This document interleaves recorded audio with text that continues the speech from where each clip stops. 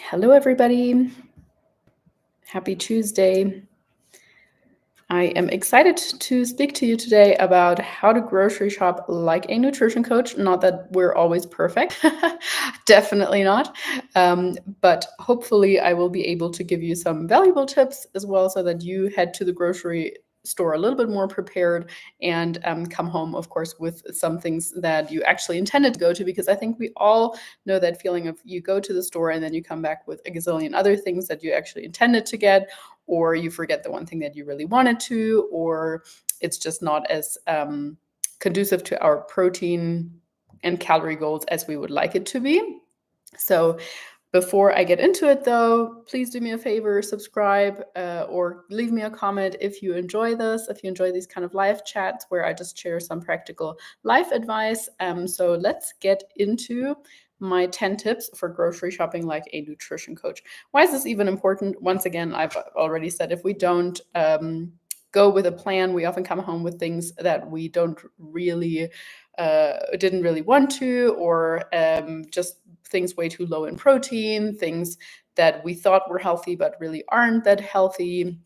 So my first tip, and this is probably not going to be a surprise to most of you, but my first tip is going to be to go with a plan.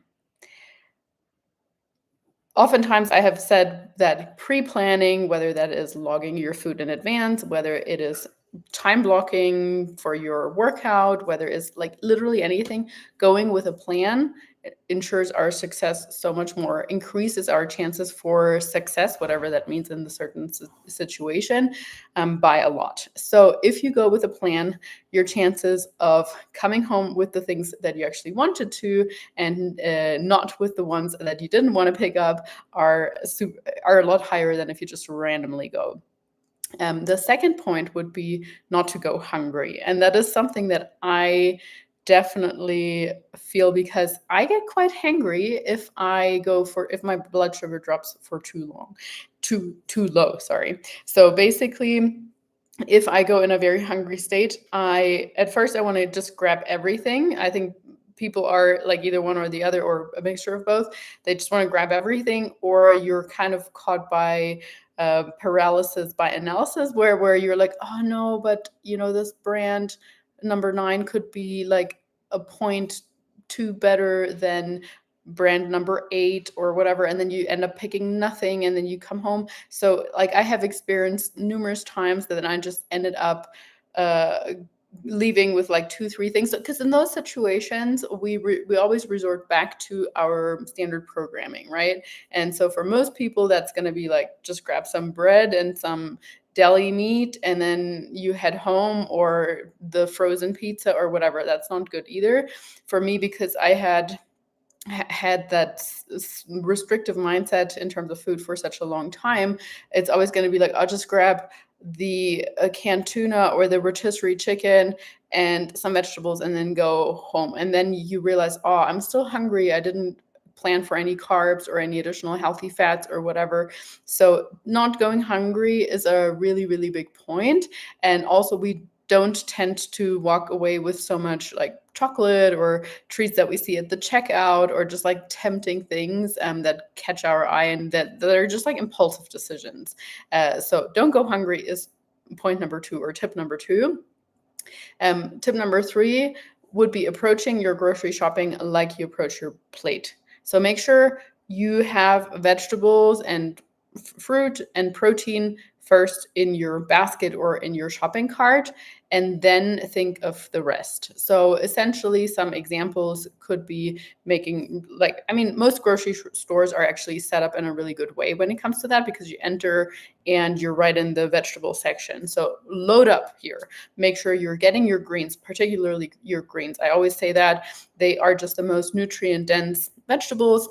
So we want to get our spinach or kale or whatever is your preferred green. You want to get your cruciferous vegetables like your broccoli, your cauliflower, your Brussels sprouts, that sort of thing. And then covering off some fruit, whatever your preference is, whether that is blueberries, raspberries, bananas, apples, a mixture of all of those. Of course, you can get them in the frozen section as well. And yeah, maybe some healthy carbs in the sense of potatoes, sweet potatoes, pumpkin. Now, most people people are heading into like the lovely fall season. So just eating your colors, and that's actually point number 4 here. But making sure that we have our vegetables as the first thing, and then, okay, how can I pair this with what kind of protein do I need to stock up? And that could be egg whites, that could be canned tuna, that could be fresh chicken, that could be lean ground beef, or you might want to head to a specific butcher for that if you have a better source than at the grocery store. Can be your regular eggs, it can be your low-fat Greek yogurt, your skyr, your low-fat cottage cheese. Okay, so we've got a base here. Now, how can we build on that? Maybe we want to add some avocado to that. Maybe we need some olive oil. Maybe we want some almond butter, those sorts of things. And of course, if you created an actual meal plan in your Sunday planning, then you will have even more specific things. What sort of herb do I need? Do I need apple cider vinegar this week? Do I need some ginger, some additional things? And then, of course, once you've got that base covered, you can still think, right, what is there something that I want to treat myself to this week? And that could be some dark chocolate. It could be some ice cream. It could be I'm going to bake something for the whole family. I'm going to make protein pancakes. For that, I need some sugar-free syrup, whatever it is. But yes, making sure you have the base covered first, as opposed to just going by the layout of the store, or as opposed to just going by whatever feels good to you at the moment. And speaking of the layout of the store, there used to be, I don't want to say the myth, but there used to be like a recommendation of, if you want to be healthy, if you want to grocery shop in a healthy way, stick to the parameters, the outside of your grocery stores. Now, in some stores, that could be roughly right, because you're sort of foregoing the aisles with the chips, you're foregoing the aisles with the long shelf life stuff. But I mean, if you just make that a really hard rule, that doesn't really work, because what if you want to get chickpeas? What if you want to get some sugar-free barbecue sauce, or your peanut butter is not going to be on the outskirts or on the outer perimeters of the grocery store either. So we really can't just generalize that and say like, oh, if you just buy anything from the parameters of the store, you're going to be fine. You need to actually think a little bit more about that, particularly also when it comes to like frozen things. And that's actually point number 5. Do get some pantry and frozen items to help you out when you need it. Of course, most things we would like to be fresh, and it's a great sign if it's more perishable, because that means there's not as many additives or preservatives to it. But just overall, we do want to have some pantry and frozen items at hand too, if you have run out of that fresh stuff and you don't want to just rely on getting takeout or something like that. So pantry things that I would probably always try to have in a household, especially if it's a larger household, like canned legumes and beans, or beans. That's a great thing. Or tomato, like the pureed tomatoes, sorry, without the added sugar, or not the actual sauce. But of course, you can also have sauce. Just look in the sauces and in the packaged items, look more specifically for what has added sugar to it or not, and because we do want to kind of avoid them as best as possible. At least we don't want to consume them on a daily basis. But other pantry items, of course, could be things like quinoa, rice, again, like canned things. When it comes to even canned chicken is not great, but I mean, in case of emergency, better than nothing. You want to have your protein powder. You could have powdered egg whites instead of the liquid ones. If you do really want to have sort of like an emergency kit there, you can have also, of course, not necessarily the canned ones, but just dried peas and beans if you cooking them from scratch. And frozen items can be so great as well, especially if you have a chest freezer and there's something on offer. Why not get more? So again, it could be fruits, it could be peas, beans, spinach, even frozen meats and fish and so on. I quite like the individual packaged fish things, or like fish fillets, because I live on my own, so I'm not going to defrost like a whole thing, a whole fish or whatever, just for one person. Same, of course, with chicken. I like the little fillets. So it depends how large your family is and how much they eat and how different they eat from you.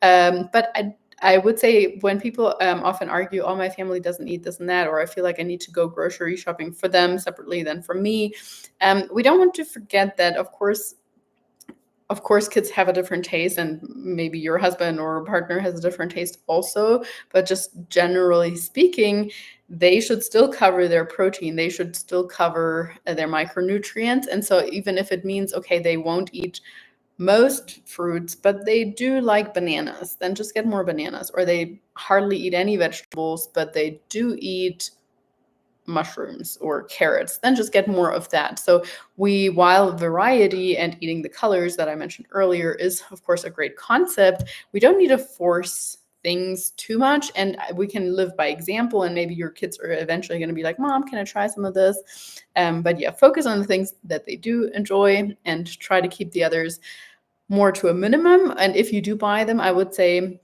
the things that you don't want your kids or your partner to eat that much of. We are often not aware of how much visibility actually affects what we crave, what we want, and what we purchase. So this both applies for the buying process and also the storing process. Of course, the store is gonna put most of the things they want you to buy on like eye level shelf height. So just because it's there, be aware of how psychologically designed every single grocery store is going to have their food laid out. And so don't fall for the most expensive thing, the most calorie dense thing on eye level, and look for the things that you actually want. On that point, and I didn't even put that on the list, but on that point, I would also say like find a grocery store, one grocery store, and stick with that one. It's so much easier and faster if you know where things are, instead of hopping around too much and going to this one, then to that one, and where was this again? And I don't know. And here's like 2,500 aisles. And while bigger often seems better, I think we get overwhelmed with, again, analysis by paralysis, or like just overwhelmed sometimes. And that might just be me. I don't know. But for instance, last year in November, when I traveled to the US to visit some friends and for a wedding, I went to, I think was it a big buy? I don't know, but it was, in my opinion, it was huge. And I was told it was not even that big, but they had what felt like 50 aisles minimum, and like one aisle just for protein bars, where I was like, oh, just give me 3 as a selection and I'll pick one. But I didn't actually like it. I think sometimes it's nicer to stick with a smaller store. And of course, if you get like the big items like toilet paper and blah blah, or rice in bulk, sure, go to these things. But overall, it doesn't necessarily mean that a bigger store is always better, or even cheaper. So that's just my 2 cents on that front. But the second part that I wanted to say to this one, as it comes to exposure, you can simply, by putting the cookies at the back of the shelf and putting some fruit like pineapple or banana or whatever in front of it, and then your kids are going to open the shelf and be like, oh, Mom, where's this and that? And they might see the banana and might actually go for it more easily than if it's at the front. Same in your fridge, same in your, like everywhere, the things that we see, we want more of. So instead of keeping the cookies on the kitchen counter or the bread or whatever, do sort of not hide it, but like make it less visible. That would be a storage recommendation, in my opinion. Number 6, this is shifting gears a little bit, is to only buy organic what's worth buying organic. And this might come as a surprise, because some people might think, oh, nutrition coaches are probably going to say you should buy everything organic. But no, I think number 1, buy what you can afford. So if you can't afford organic for anything, ordinary vegetables and fruits, even if they're laden with some pesticides, are better than none at all. So that's 100% what I will say. Now, if you have a little extra cash to spare and you're like, yes, I do really want to make that a priority, or you have some hormonal issues where it could be really worth focusing on these small things also, I would say look up, and I've mentioned this several times on this live channel here, but look up EWG, that stands for Environmental Working Group. They put out a list of the clean 15, so 15 foods that you do not need to buy organically because they're just as low in pesticides commercially as the organic ones. And that might be things like banana, like avocado, usually things with a shell. shell. But then they also put out a list of the dirty dozen, so 12 foods that are indeed worth purchasing organically, because they are a lot, or they tend to be most heavily laden with pesticides if you purchase them commercially. And that usually is things like strawberries, like spinach, like, yeah, those kinds of things. I think corn might be on the list also, but yeah, anyways, take a look. I would really think that that can help you make some decisions, what you want to invest in and what you don't want to invest in. Now, number 7 is to also buy some healthy treats, because often we think, oh no, I'm just going to eat clean, or I just started this diet and I'm not going to keep anything in the house. And I guarantee you at some point you're going to want something.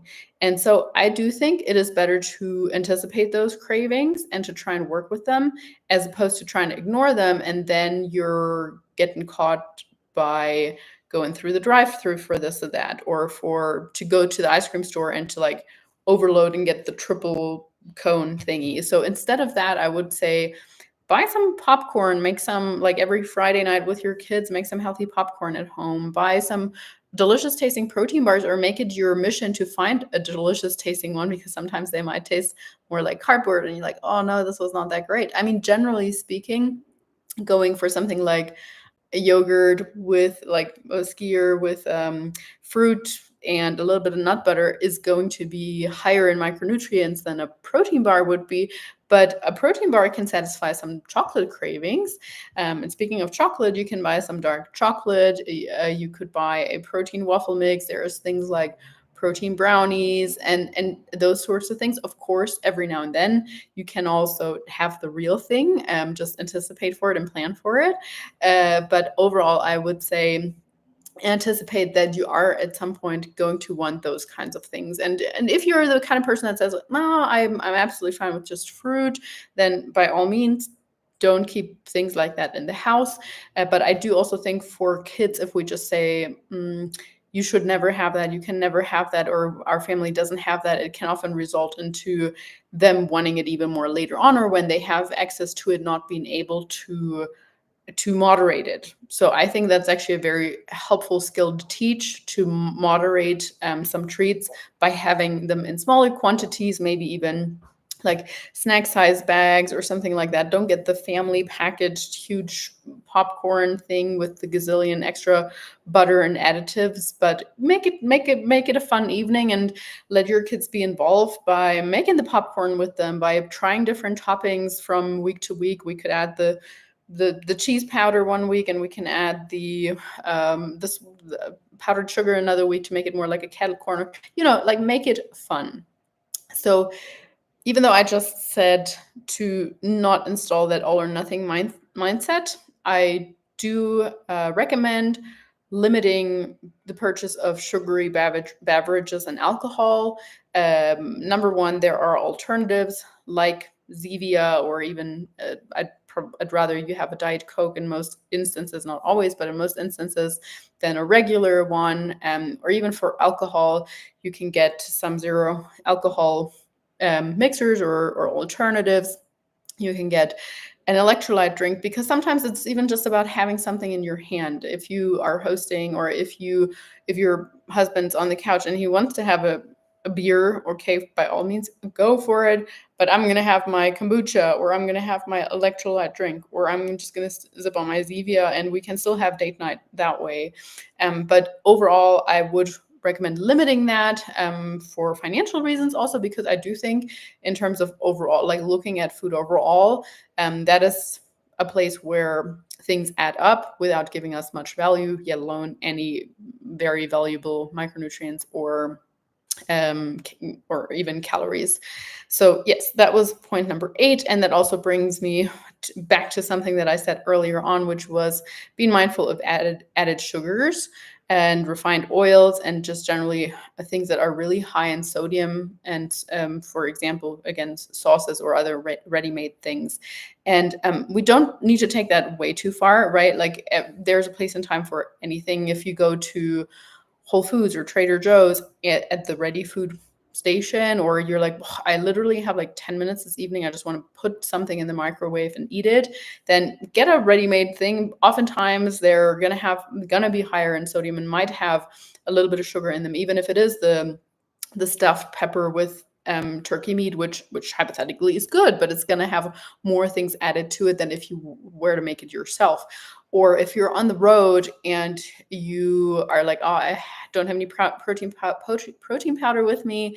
The only high protein thing here is jerky or biltong or so, which again is high in sodium and usually has a little bit of added sugar as well. Still going to be better than going for the muffin. So don't quote me too much on this in the sense of never get this, but I said be mindful of, because it's the thing that we consume on a daily basis. For example, if almost every day you make a dinner with a packaged sauce, like may it be a marinara, may it be a barbecue or whatever, do just see if there is something that is a little bit lower in sugar or no sugar, or if that is even something that you could potentially make yourself, because the marinara sauce is actually prepared super, super easily on your own. Refined oils, of course, seed oils, kind of being a hot topic at the moment. People debating whether they are harmful or helpful. I would say if you generally stick mostly with olive oil, a little bit of butter here and there, a little bit of coconut oil, and make that like your main base and not stress about all the other things, you're going to be just fine and you're going to do really well with that. I personally probably wouldn't, while we have these debates going on, I wouldn't use something like canola oil for everything. Certainly not something like peanut oil or so, which is even more refined. What we do want to look away for, or make sure that we're not consuming that much of, is more the trans fats, which is more in like the frozen pizza. So that should be more of a real emergency food, once a year type of thing. But yes, so just be mindful of added sugars, of refined oils, and of high amounts of sodium in anything that's like sauce or ready-made, but it can from time to time come in handy.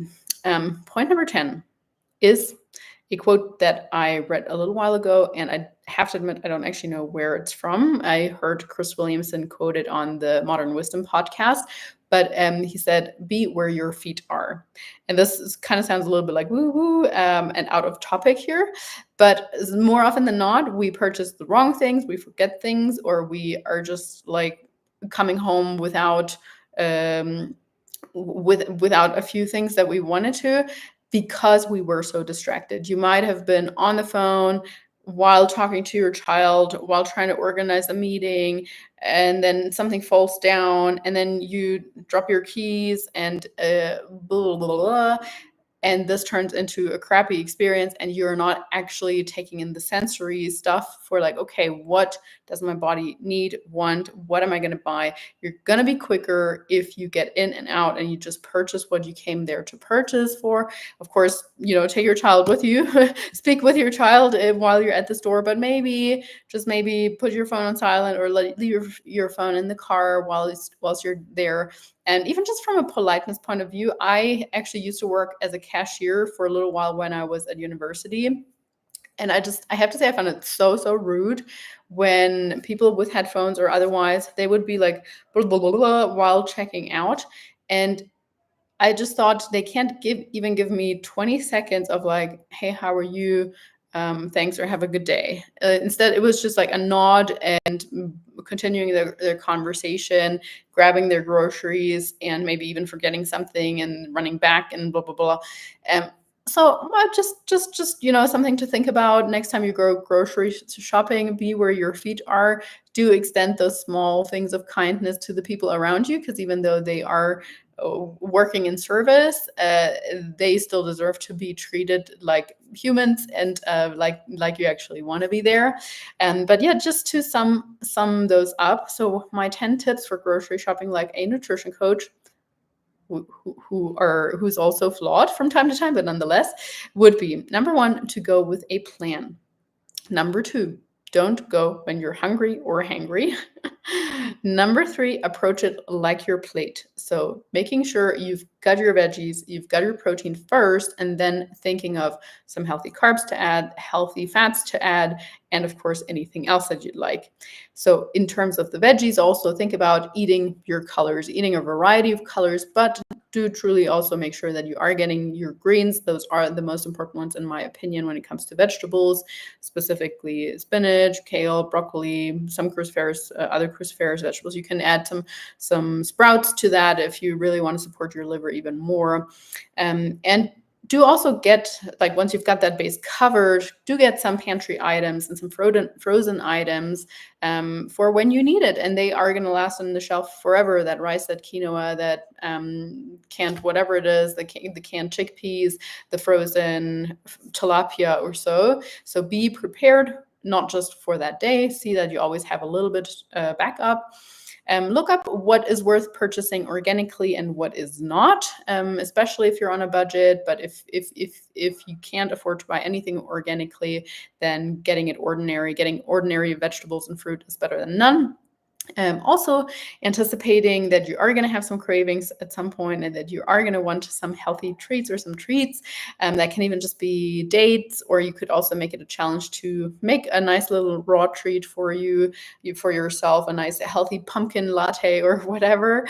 You can make popcorn, protein bars, dark chocolate, anything like that. But yes, do anticipate that you also want some of that, and also in the sense of practicing moderation. That's going to help. Avoiding sugary beverages and alcohol as best as possible. Getting some alternatives if you know you like to have something in your hand while hosting, or even just for date night or otherwise, to help sort of taper off the desire for alcohol.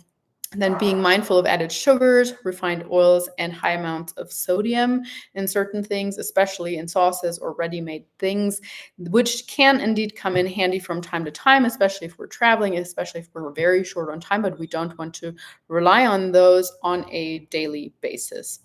And then the last tip was be where your feet are, be present, extend some kindness to the people around you. Try not to be so scatterbrained and then forgetting half things. Just be where you are. It's going to be quicker. You're going to make less errors. I guarantee that for you. And yeah, hopefully this was helpful, this little list. I would appreciate you subscribing if you enjoyed this kind of chat. If you have any recommendations or questions for future chats as well, please let me know. And what kind of errors have you made when going grocery shopping? Let me know in the comments. I hope you have a great rest of your Tuesday.